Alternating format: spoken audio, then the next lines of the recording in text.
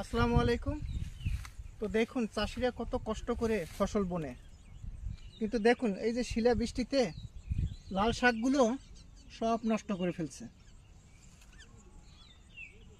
এই শিলা বৃষ্টিতে লাল শাক, অনেক লাল শাক নষ্ট হয়ে গেছে। আর এই লাল শাক বিক্রিও করতে পারবে না, কিছু করতেও পারবে না।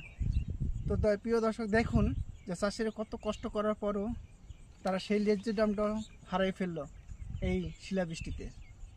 তো এভাবেই চাষিরা কষ্ট করে থাকে। অনেক সময় ফসল উঠলেও চাষিরা ন্যায্য মূল্য টাকা পাচ্ছে না।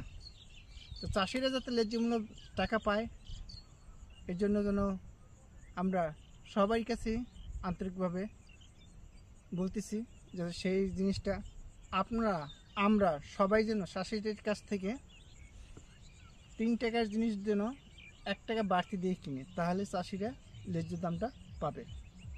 তো এই বলে আমি বিদায় নিচ্ছি। আমি নাসির খান, ঢাকা বায়ারসর থেকে।